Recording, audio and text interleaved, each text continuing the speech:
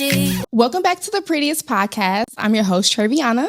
And I'm your host, Allie. Y'all, we have a special guest here today. She's coming all the way from East Texas. She's the prettiest, the baddest, and the most independent artist coming out East Texas. She just dropped a project called East Texas Shawty, and y'all, it's a banger, and it's got the heat for the streets, y'all. We have the one and only Ollie Almighty.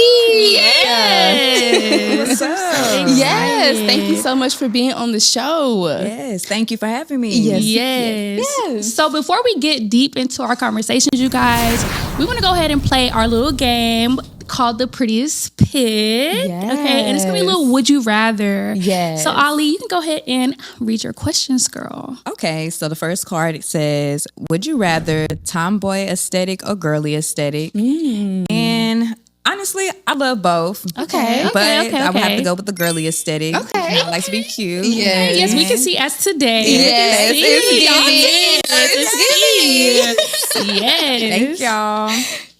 Okay, so my next card says, would you rather win a Grammy or sell out a world tour? And I'm not gonna hold you. I want to win that Grammy. Okay. I love Yes. that. We're gonna sell out the tour. Yes. Gonna sit on your shelf. Exactly. Yes. That's gonna Yes. stay packed. Exactly. Love that. And for the next one, it says, would you rather collab with your favorite artist or have a lifelong creative partner who's perfect match for your style? I would have to say the creative partner. Okay. You know what I'm saying? That's a good one. That actually is a really good one. Somebody Because I'm match your always be in vibe. the room of my favorite artists. Yes. But that longevity. Yes. It's key. Yes, that's It's very key. much key. Well, thank you for that. Yes. So, I did want to kind of get a little bit into like your background. So, with your stage name or your artist name, like Ollie Almighty is such a powerful name. How did you come up with that? How did you choose? Well, my real name is Aaliyah. Prefix of Ali. And Almighty, I actually joined my cousins with Almighty One Way Association. So we actually formed a group together.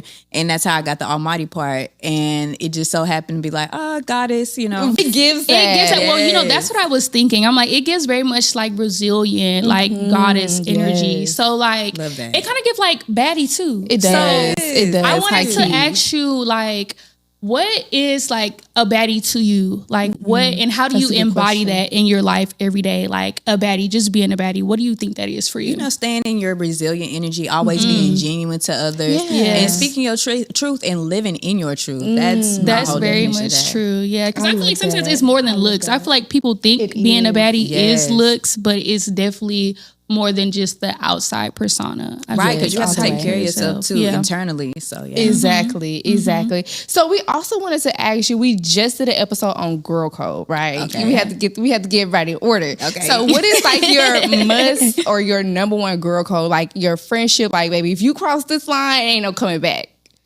I have to say, if you try to talk to the same man as me, Yeah. I'm like, girl, I agree. I no. agree. And I already talked to you about it. We've been in everything. When you go behind my back, I'm like, We Yeah, done. it's not We're tea, done. babe. That's not tea. From it. Because if you do that, ain't no telling what else is gonna happen afterwards. exactly, and then I'm not gonna be able to trust you. So, Exactly. Yeah, Trust is like- everything in a friendship for sure. Exactly. You really Any can't relationship. come back from that. Yeah, you definitely you Oh, once no. you cross that line, it's like you have to stay over there. Like I'm gonna have to forever Exactly. look across my shoulder, or like Exactly. behind my shoulder and watch you. So I definitely saw like in one of your past interviews, like you were mentioning about how you wrote poetry kind of like in the beginning stages of your career. Do you feel like that is like healing for you? Do you feel like just your creative process in writing and rapping, like, is that like a healing space for you? How do you feel? Absolutely. I've been writing most of my life. So that's just one of those things I do so that way I can just get it off my chest. Yeah. 98% of the stuff I'm rapping about is my life. So Yeah. it definitely is healing for me. And when I put it out to the world, I'm like, finally, like, Like I need to release that. Like it has to, and I love journaling too. So like I feel like we both do. So I feel like just being able to release that, sometimes it's like when it's even even when you say it out loud or like writing it on paper, you know how they do like the burn, like you write it down and you burn it. I feel like that's one of those things where it's like, okay, I really released that energy that I was holding on to. For sure. And then I feel like it's a good thing, especially when other women can relate to your music. I feel like you're also healing other women in the process. So I think that's a very beautiful thing, because sometimes it can be hard to put our story out there. We're like, baby, I don't know if I'm ready to tell people about this. The only one. No, literally. But I think when you put it out, it's a genuine feeling of like release. Like, man, I done got that off my chest, because they say the truth sets you free. Exactly. Every time. Okay, so when women or just anybody listen to your music, what do you really want the vibe for them to get? Do you want it to be like something they can just hear and then heal from, or is it something where like you just want them to turn up and feel good? I really want them to feel empowered. Oh, I love that. I love that. So when you listen to my music, you should be able to feel like I can say what I want, I can do what I want. Nobody is controlling anything I got going on, and I'm bad. Yes, and I'm bad. I love that, and that's what we need right now more than anything. We need that empowerment, and I just having that sisterhood, like where it's like, because I feel like nowadays it's really more of like you can feel alone, like you can feel like, I feel like everybody is like, oh, I'm a baddie, but it's like, okay, like, you can't sit with this tight baddie. You know what I'm saying? But I like the energy of where you can really just build that sisterhood and empower each other. Like, girl, I went through that too, but you still a badass bitch. Exactly. You know what I'm saying? You still a badass bitch. Like, I understand 100%. You know? Yeah. So my question, this might get a little deep. Well, not deep, but nosy. Okay. Okay. So you being in like the music industry, how do you balance like your friendships with, whether it be like our friendships, family, or relationships? Like, have you had to sacrifice anything? Have you had to create like boundaries? Like, no, like, y'all, I'm really working on this. Like, I can't do this right now. You know what I'm saying? Do you feel like, how has that been for you? I feel like the people that do come into my life respect what I have going on. Okay. So I really don't have to necessarily be strict on my boundaries. Okay. They just understand, and I understand. So, it's an understand between each other. But I also feel that when it comes to my family and my friends, I just make sure I set that time aside for them. Like, hey, like Wednesday afternoon, let's go do something. Let's go get massages or whatever the case may be. But and when it comes to relationships, hey, if they just don't get on it, you know what I'm saying? If it's not on it, then they just not on it. So, it just works that way. And you just got to keep living life, really, when it comes to the relationship part. But family and friends, usually they are behind you and they're supporting you. So they understand completely. Yeah, and that's the people you want with you. People who understand that you're following your dreams, supporting you. It might it might not look, how you would do it or how you would envision me to do it, but I'm gonna do it my way, and you just have to support it. Exactly. And they and they love it. Yeah. And I feel like they understand, like you said, people that are meant to be there, they understand that. So it's not really like you're gonna have to explain that. Like they kind of get it. They know what you're working towards in your career. So I feel like that's actually beautiful. It is. Thing. So do you believe in manifesting your career, or is something that you kind of go with the flow with? Like, I definitely believe in manifesting. Yeah, for sure. Okay. Right now I'm fasting. I don't drink as much. I love that. I'm not dating. That's where I'm at. And I'm just steady focused. I talk to my manager daily. Yeah. We just busy, book. And just really just putting that into my spirit in my soul and just telling myself like, this is gonna pop off. You're gonna blow in the next month or so, or we're gonna do this in the next week or so. So I definitely believe that. And I feel like you have to have that. You have to believe in yourself more than anybody believe, because if you can't expect other people to believe more than you, and sometimes you have them people to pour into you like, girl, I see this in you and it's time to go out.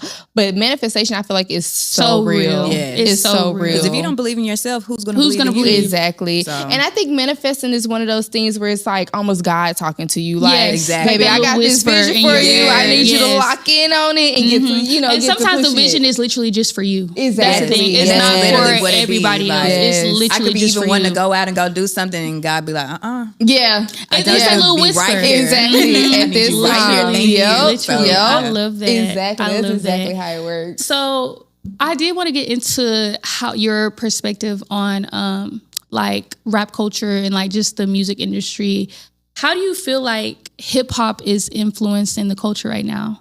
Like, what is your thoughts on that? I feel like hip hop has a huge influence right now. We the sauce. Yeah. We are. Especially the females right now, they're eating. Yeah. They're eating. They are eating. Absolutely. They're eating. Yeah, if you can see it every day. It doesn't matter what race, what culture. Like, everybody's listening to rap. Yeah. They are. I definitely feel like that. And I feel like it's so many different genres, or even like you said, it doesn't even matter the race. Like, I feel like it's so many different women really stepping into that, that it's a beautiful thing to see. Because I feel like in the past, like, you really probably could only name like a few of them. And even though there were so many, I feel like now it's not like, it's like, oh, that's dope. Like, I have somebody that I like. It's so many women that are really like, okay, let me take this and, you know, make this my thing. Let me step on my path. Exactly. You know it's empowering. I think it's empowering. And I think it's a trailblazing moment where it's like people are going forward, putting their stuff out there, taking a risk, you know what I'm saying? And it's empowering to younger women, younger, you know, upcoming artists to be like, baby, she popping it. She from my hood. Yes, she look like that. I'm inspired. And I think that's the beautiful thing about like, when you rap in poetry, it's like you don't know who you touching and who is going to like, baby, you saved my life today. I was down and I put on. I had to turn it on. And I was really pumped, and I think that's a blessing. I think that's like a gift from God for sure. Honestly, I know. I wish I had a little 1 2 1 2. Y'all doing it. This y'all blessing right here. Yeah, thank you. Right here. Yes, thank you so much for that. Yes. So I wanted to. So I know that you kind of like, you know, just started, but you also have really, because I've listened to your music, baby. It's tea, baby. It's like tea. you got it. No, it is tea. It is one of those things. You're a lyricist and you're very poetic, and you're not just talking about a certain thing. You're not boxing yourself in. You have a very versatile. You have a good range, and you was going up there. Really, if nobody told you, baby, you was going far. Thank you. So beautiful. So I wanted to, you know, because I know it still had to been a process of molding yourself into where you come now. So is there like any advice that you would give to your younger self before coming into rapping?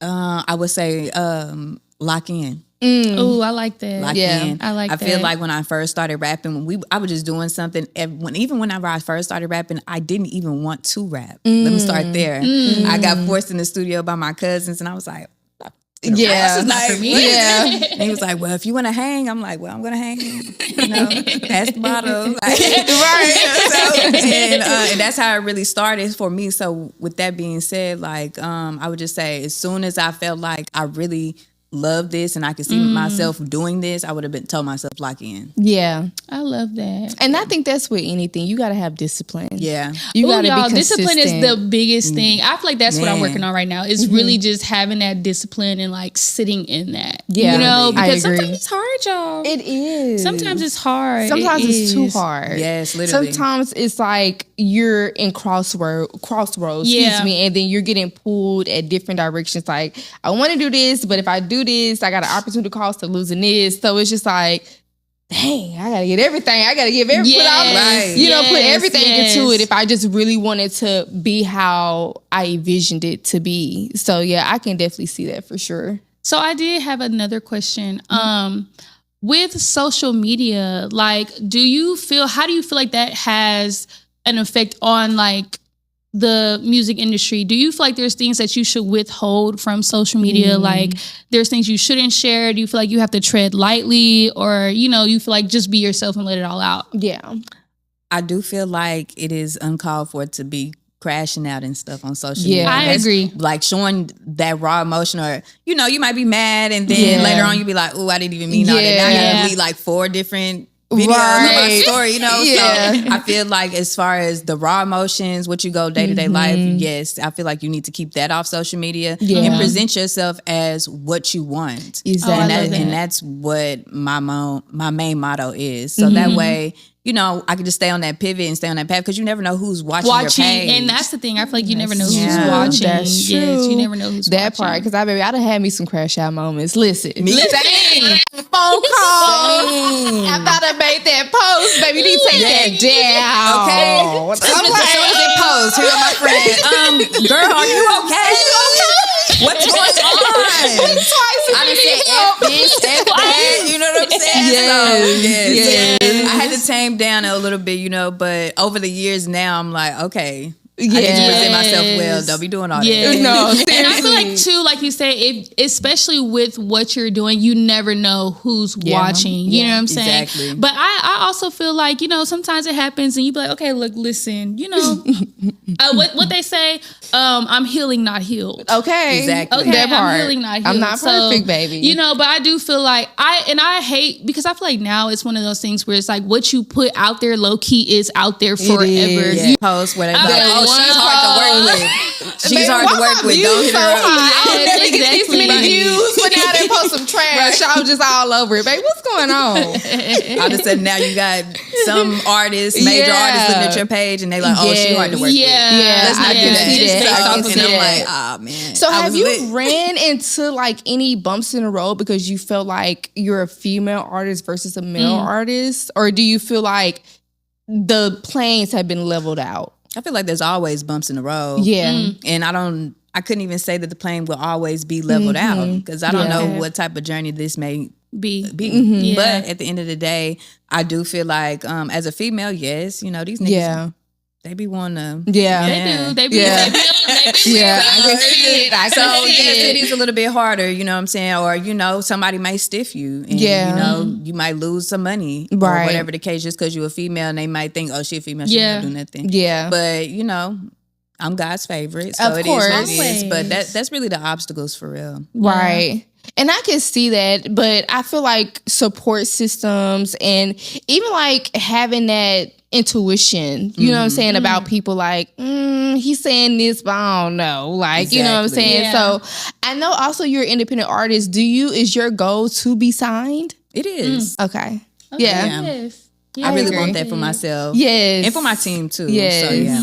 I would love that for you, for sure. I would, you deserve it. Just from what you put out now, and I know that you have so much, more to give to the world, I feel like it's a diamond in the rough. Like, it ain't even in the rough. Baby, let me tell you. Like, I feel like it's there. I feel like it's definitely there. Yeah, because I feel like when I listen, because I went through and I listened to your music, and I'm like, honestly, it gives very much of like, I feel like from where I started listening, I was like, oh, like, I feel like, if I did smoke, I don't smoke anymore, but if I did, I light this up, clean my house, stage my house. But then I also felt like I got that turn up, like, I got a very good mix of both, which sometimes I feel like we are in that space. You know what I'm saying? Like, sometimes we want to chill and we want to just be like, let me relax, let me chill. But then sometimes it's like, okay, I still want to have fun and enjoy myself. And, I'm not trying to be in the house today. Exactly. I'm like, I don't want to go outside today and cuss a nigga out. I don't know. You know what I'm saying? So, like, I feel like that's definitely what your music gives. And I feel like it is so beautifully produced. And I feel like you truly are a lyricist. And I feel like you really can, baby, you can play with whatever, like, go into whatever lane you really want to go into. And I think it is such, like, a beautiful thing. Yes, I think you're doing so amazing. You definitely have the whole package. Like, no, seriously, you have the whole package. And I think it's important to uplift women when they're following their dreams, they're being themselves authentically, unapologetically. I think it's a due diligence for women to like, baby, no, you're on it. Like, seriously, like, you're on it. Like, the lane that you're in and that you're pursuing, I feel like it's something that will motivate a lot of people in the long run. And be like, baby, she came from my hood, and I'm gonna be like her when I grow up. And I think that's empowering. And do you feel like, coming from, your family who has rap, do you think it's more of a burden or more of like the standard is higher for you since you came from like a family who raps? I only feel like it's the standard is high because I'm a female. Yeah, I can see feel that. like even from where I'm from, I'm really the only female that I know that's rapping from Greenville, Texas. Yeah.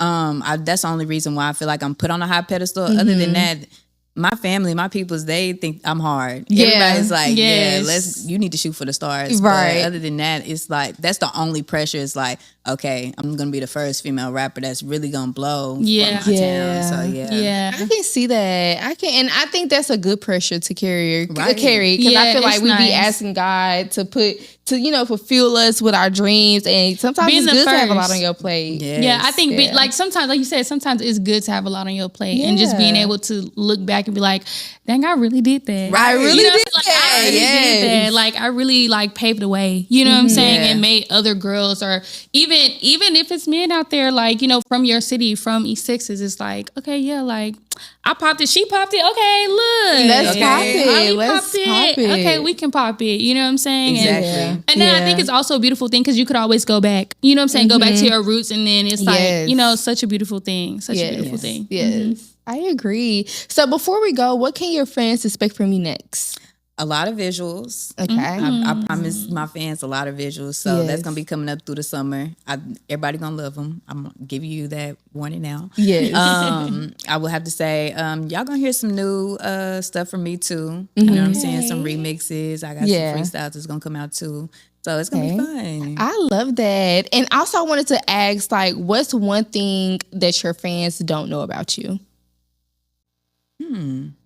Oh, that I'm a plant mom. Oh, I have a lot of plants. Yes. Really? I have about 10. I kill all my plants. Really?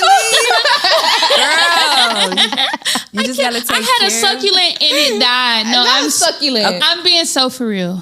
I'm being so for real, y'all. But don't feel bad because don't judge. I have killed like 2 aloe vera plants. So Yeah. I will say that. But I had to learn to you just had to leave it learn. alone. Yeah, and I think I was watering it too much, y'all. I was I think I watering put too it. much I can see water. that. I can I'm see like, they that. said, talk to your plants. Hey, plant, how you doing? You need some water? You just gave me water yesterday. Literally. Literally, I came back, it was all dried out. It was dead. And I was so sad. I was like, dang. Yeah. Girl. Oh wow. Okay, I love that. is I love beautiful. a plant mom because I feel like that gives like goddess energy. Like, It does. I It mainly have does. ivies, but Yeah. my babies. Yeah. Okay. That is lovely. That is. Was there anything else you wanted to share before we close out the episode?